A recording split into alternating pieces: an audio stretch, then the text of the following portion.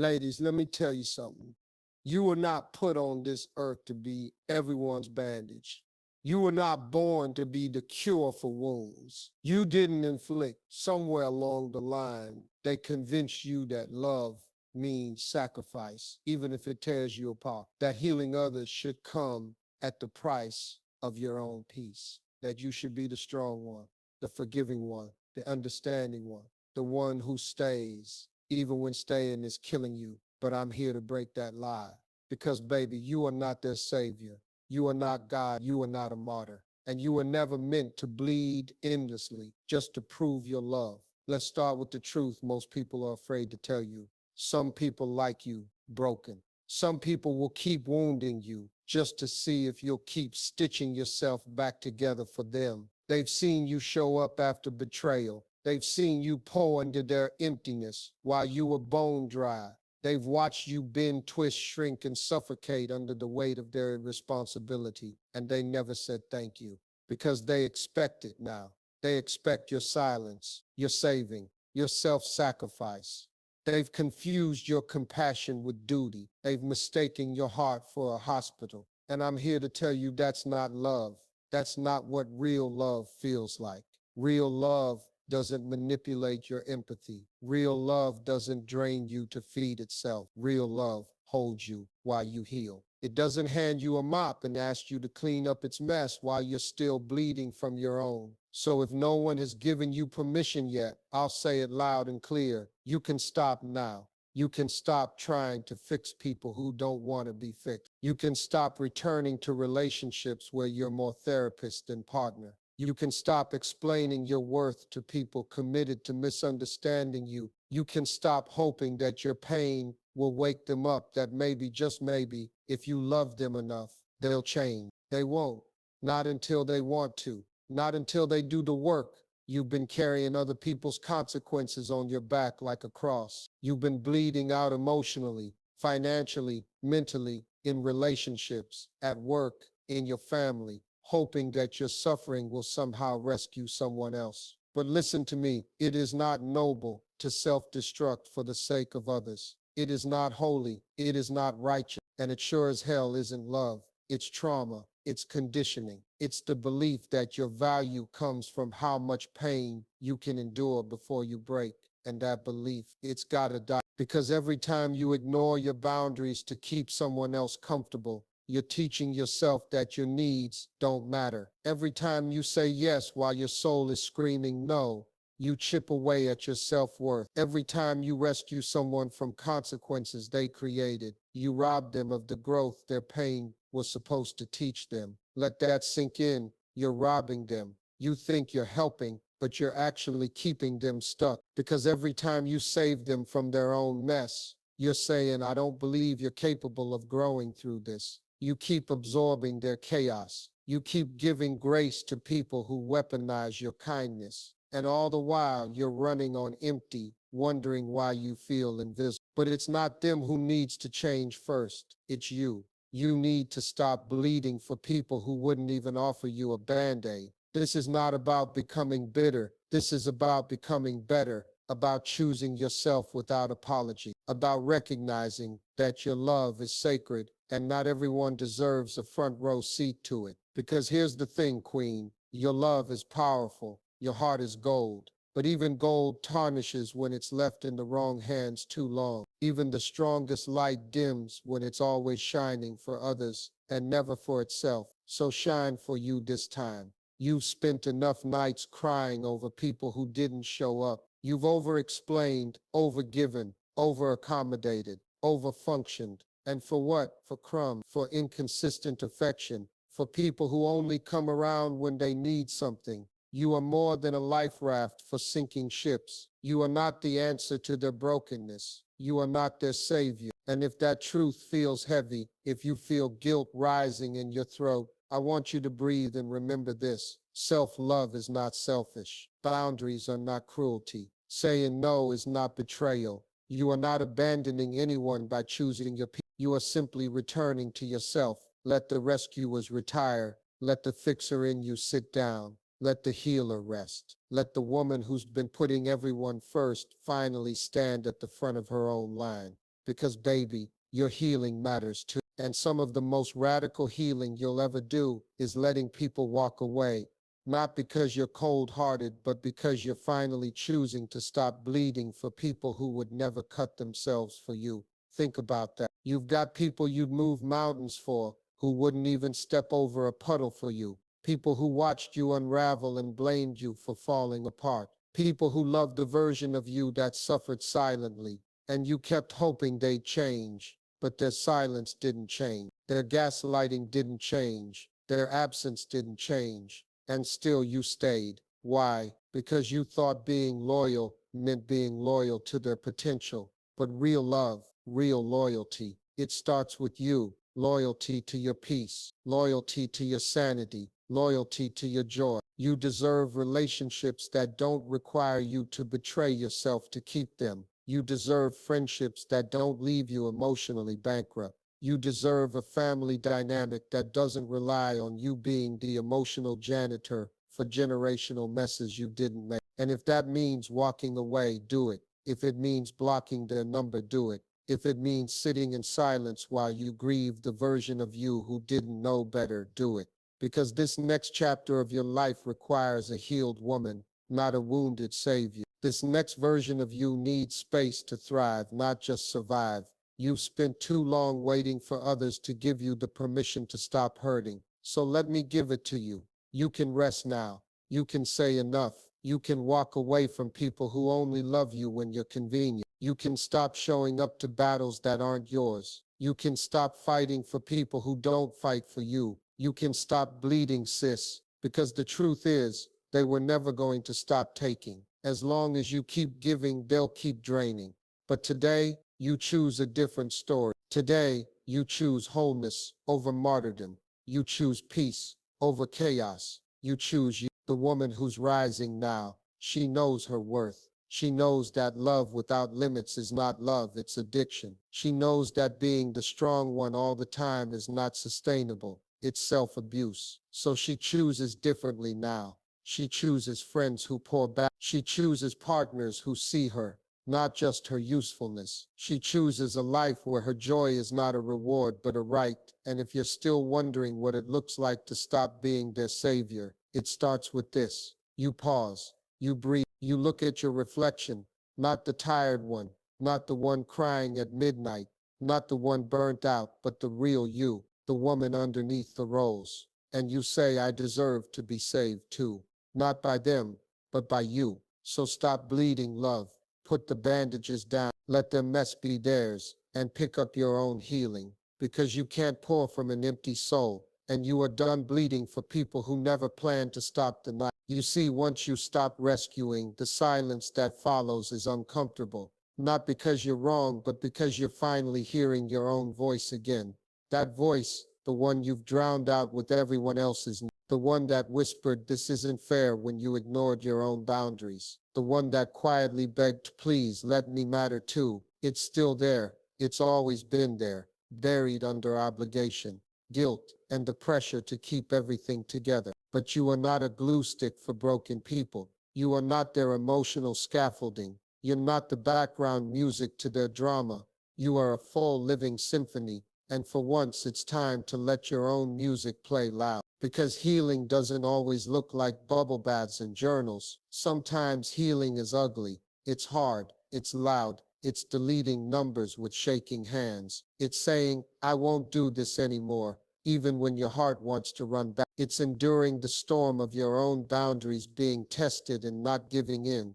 Let me tell you something about boundaries. People who benefit from your lack of them will always call them attitude.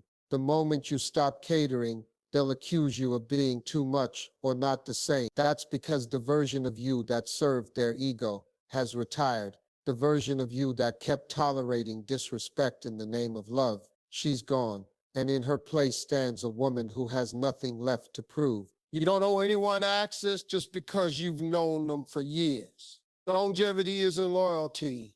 Blood isn't always bond, and shared history is not a hall pass for emotional harm. You are allowed to close the door on people who only open theirs when they need something. You are allowed to say, I need space, and mean it. You are allowed to outgrow the role of savior and grow into the role of survivor and then into something even greater, a whole woman, not stitched together from other people's expectations, but rooted in her own self-worth. And yes, the shift is uncomfortable. You'll lose people. You'll disappoint the users. You'll frustrate the ones who relied on your silence to continue their chaos. But baby, isn't your peace worth the cost? Ask yourself that. Ask yourself what it's costing you to keep being everything for everyone. Your sleep, your confidence, your dreams, your joy. How long will you postpone your own life to accommodate people who wouldn't blink if you vanished? Some of you are waiting to be chosen, but you've already been chosen by God, and He didn't call you to be a doormat. He didn't create you to be worn out by the world before your purpose is even fully born. He created you to be bold, to be wise, to be discerning. But that discernment gets drowned when you're constantly fixing people who don't want to fix themselves. You become so busy holding others up that your own knees are buckling under the weight of your care. Let it go. Let the grown people learn their own lessons. Let the adult children stop depending on you to fix every crisis. Let the friend who never checks on you feel what it's like to miss your energy. Let the ex feel the void of your absence. Because as long as you keep playing savior, they'll never find their own strength. And maybe that's the hardest part, realizing that your love isn't what they need to grow, that your presence might be delaying their progress, that you're enabling while wrapped in love is still enabling. So yes, choose love, but choose wisdom too, because love without wisdom is a wildfire. It burns you down while everyone else stays warm. But when you choose wisdom, you learn the difference between support and sacrifice, between empathy and self-erasure, between helping and hand-holding grown people through things they were meant to conquer on their own. Some people will never swim until you stop being their lifeboat. So stop jumping into every storm. Let the phone ring. Let them handle the consequences. Let the guilt pass without entertaining it. Because that guilt, it's the echo of your conditioning, not your character. It's the fear that if you stop giving, you'll stop being loved. But real love doesn't require you to constantly abandon yourself.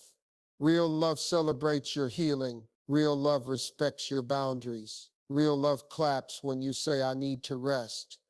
And I want you to remember this the next time someone calls you cold for pulling away. Pulling away is not cruelty when closeness costs your peace. Distance is a form of self-respect. Silence is sometimes a boundary, and disappearing from their lives doesn't make you a villain. It makes you finally visible to yourself. It's okay if they don't understand. It's okay if they paint you as the bad guy in a story they refuse to take responsibility for. You're not living for their narrative. You're living for your healing, your wholeness, your joy. And you know what's beautiful? When you stop bleeding for everyone else, you finally start breathing for yourself. You start waking up with energy that's yours, not borrowed from anxiety, not stolen by guilt. You begin to create, to laugh, to rest, to thrive. You begin to rediscover the parts of you that had been buried under all that saving. Because your life is not meant to be an endless emergency room. You're not the on-call nurse for toxic cycles. You're not the 911 for emotional disasters. You are light. You are legacy. You are love. But most of all, you are human, and you deserve to be cared for too. So breathe, walk away if you must, cry, grieve, release. But do not go back to bleeding for people who made you feel like pain was the only way to be loved. Because love, real love, doesn't require blood. It requires truth, boundaries, healing, and the courage to choose yourself fully, fearlessly, unapologetically. You've done enough saving. Now it's time to save yourself. Let's talk about what really happens when you stop pouring into people who refuse to fill their own cup. At first, it's quiet. Then it gets loud, not from outside noise, but from the doubts that start creeping in. You ask yourself, did I do the right thing? Was I too harsh? What if they needed me? And that's when you have to get radically honest with yourself. Needing you and using you are not the same thing. Missing you and valuing you are not the same thing. Saying sorry and changing are not the same thing. So when they come back with sweet words, with promises, with carefully crafted apologies, don't just listen to what they say. Watch what they sustain. Anyone can put on a show, but consistency, respect, growth, that's not something you can fake. You see, some people don't actually want to get better. They just want your presence to mask their problems. They want the illusion of stability, and you became the anchor for their chaos. Not because you were the solution, but because you were willing to carry what they refused to confront. That's why stepping back feels so foreign. You've always been the safety net, the fixer, the emotional crutch, but being needed is not the same as being loved. And rescuing someone is not the same as being in a relationship with them. You've got to stop confusing your emotional labor with genuine connection. Ask yourself, if I stopped showing up, would the bond still exist? If I stopped solving their problems, would they still call? Or has my worth been reduced to what I can do for them? It's hard to accept, but necessary. Some relationships were never mutual. They were transactions in disguise. You offered empathy and they gave you entitlement. You offered patience and they gave you patterns. You offered understanding and they gave you avoidance. That's not love, that's emotional dependency, and it will drain you until there's nothing left but resentment and regret. Let me tell you something powerful. You are allowed to outgrow one-sided relationships. Not everyone deserves to go where you're headed. And elevation often requires separation. You can't rise while carrying the weight of people who refuse to walk on their own. You can't expand while anchoring yourself to people who celebrate your wounds more than your wins. Because your pain keeps you useful and your joy threatens their control. You have to look at your environment and ask yourself, is this place nurturing me or just keeping me busy? Because some people will keep you tangled in emotional drama just to keep you available. The more they confuse you, the easier it is to control you. But clarity is freedom. And when you finally see the cycle for what it is, everything changes. You begin to unlearn. You begin to detangle. You begin to release yourself from the belief that you are only valuable when you're in pain. Let that belief die today. You're not more lovable because you're long suffering. You're not more worthy because you're the one who never complains. You're not more spiritual because you let people step on your heart in the name of humility. Self-sacrifice is only sacred when it's chosen, not when it's coerced. Love that demands your silence is manipulation. Love that demands your exhaustion is control. Love that requires your erasure is not love. It's abuse wearing a mask. And I need you to take that mask off, not for them, for you. Wounds that never closed because every time they started to heal, someone came back and reopened them with a sweet word or a guilt trip. And you let them, not because you were weak, but because you were conditioned to equate your goodness with your tolerance. But let me offer you a radical new definition of goodness. Goodness is not how much pain you can endure. It's how much truth you can stand.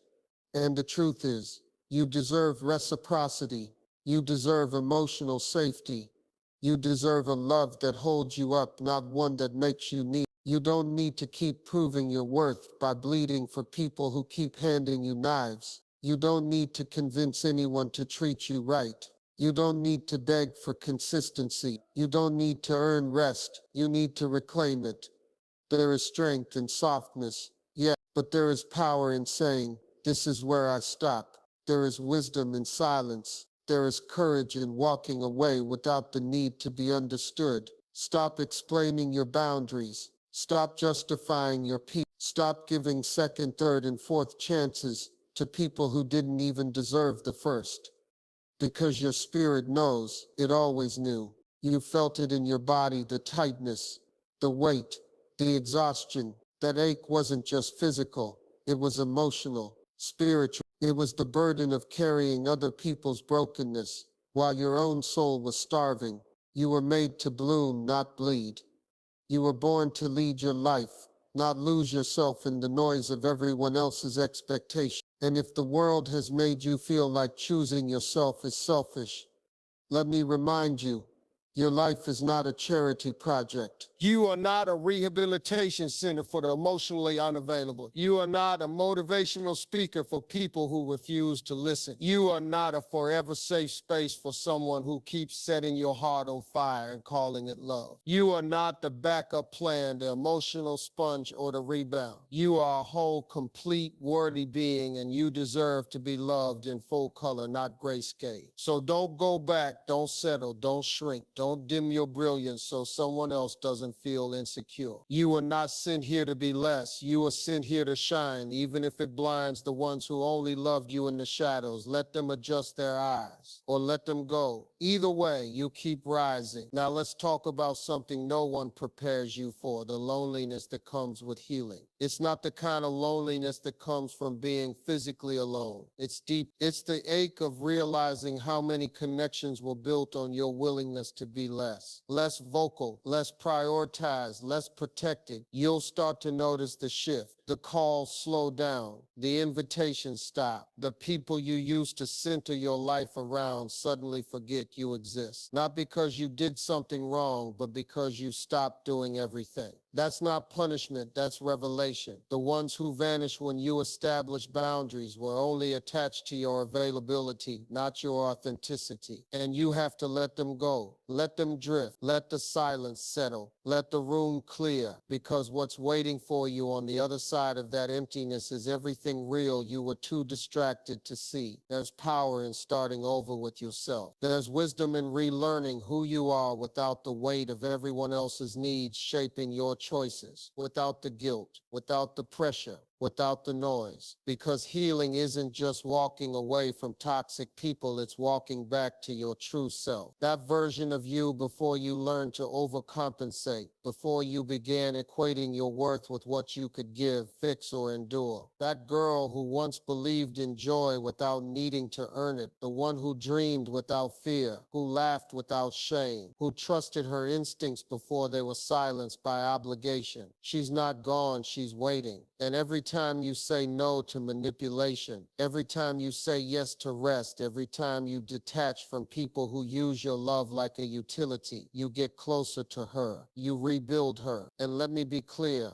rebuilding is not easy. There are days it feels like you're unraveling. Days where you want to go back just to feel something familiar, even if it hurts. But don't, because familiarity is not safety. And you can't create a new future with old patterns in your hands. This version of you, the one that's waking up, she's more intentional. She no longer tolerates emotional shortcuts. She no longer entertains confusion disguised as chemistry. She no longer plays emotional roulette, hoping this time someone will finally stay, because she has learned that staying is a gift, not something to beg for. And those who can't match your capacity, let them exit, not with bitterness but with clarity, because you no longer confuse attention with affection. You no longer confuse being needed with being valued. You no longer confuse urgency with intimacy. You've upgraded your standards, not because you're cold, but because you're conscious. You're no longer available for dynamics that disrespect your presence or dismiss your pain. And yes, some people will call you difficult. Let them. They only say that because you're no longer easy to manipulate. You're no longer quick to self-abandon. You're no longer eager to sacrifice your peace to preserve their comfort. You've become too expensive for casual energy, too aware to entertain crumbs, too evolved to stay in places that don't nourish your growth.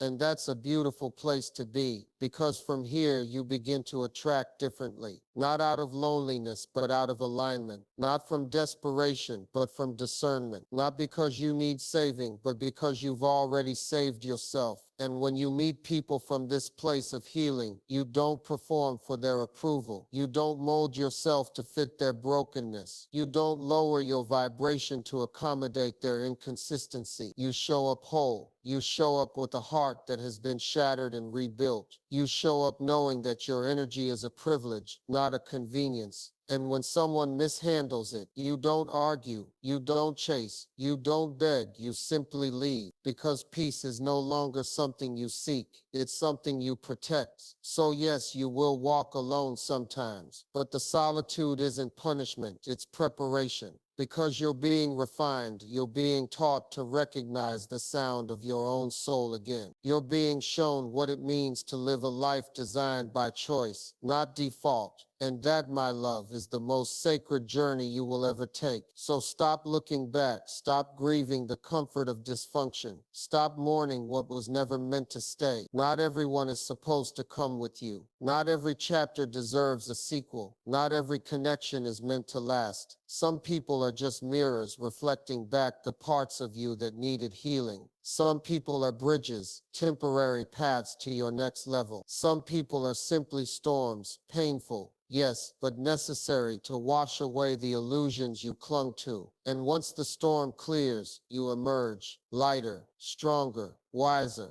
You begin to understand that you never needed saving. What you needed was space, stillness, sovereignty. You begin to see that the love you kept trying to extract from others was inside you all along, buried under the rubble of roles you were forced to play: caretaker, mediator, apologizer, survivor. But now you're the creator. You build, you choose, you set the tone, you design your joy, not around the unpredictability of others, but around the deep knowing of your own soul. And that kind of power, it doesn't just change your relationships, it changes your destiny. Because once you truly heal, you stop searching for belonging in broken places. You stop watering dead soil. You stop assigning meaning to people who were only meant to be lessons. You stop auditioning for rooms that never saw your worth. You walk in your fullness, not waiting for permission, not seeking validation,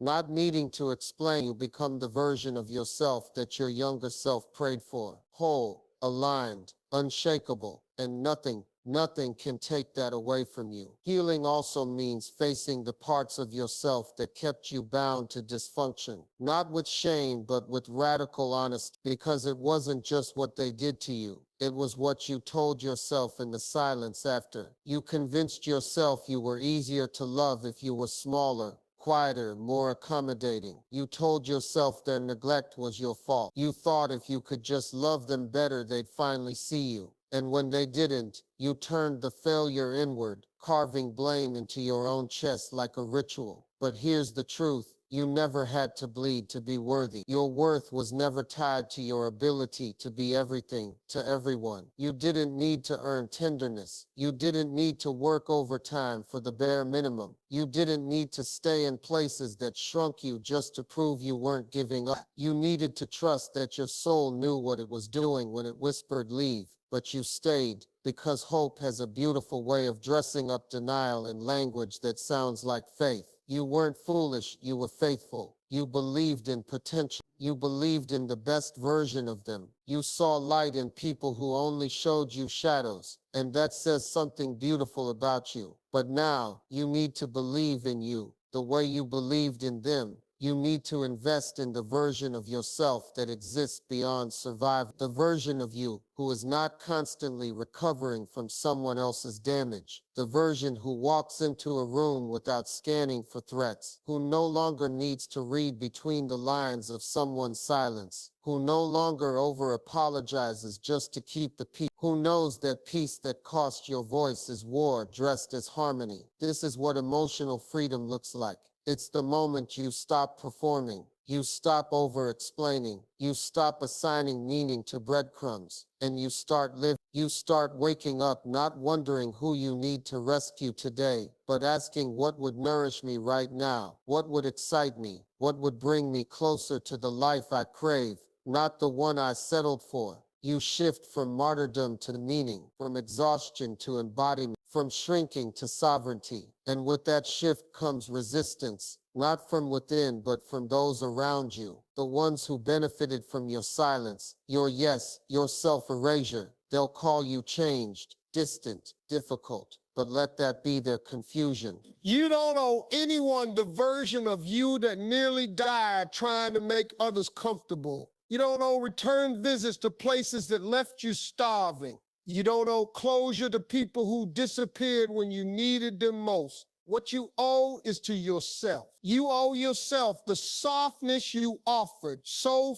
freely to others. You owe yourself the safety you never demanded before. You owe yourself the kind of love that doesn't leave you in pieces. Because let's be real, no one's coming to rescue you. Not in the way you once imagined. The kind of rescue you're longing for. That's an inside job. That's not someone else showing up with flowers and apologies. That's you waking up and saying no more. No more silencing my intuition. No more giving to prove I'm enough. No more keeping quiet just to avoid conflict. No more compromising my joy just to be tolerated. You begin to realize that joy is not something that visits once in a while. It's something you choose, something you protect, something you make room for when you finally clear out the clutter of people who never deserve permanent space in your life. And when you do, when you finally declutter your soul, you'll feel something you haven't felt in years. Oxygen, not the kind that keeps your body alive, but the kind that makes your spirit expand.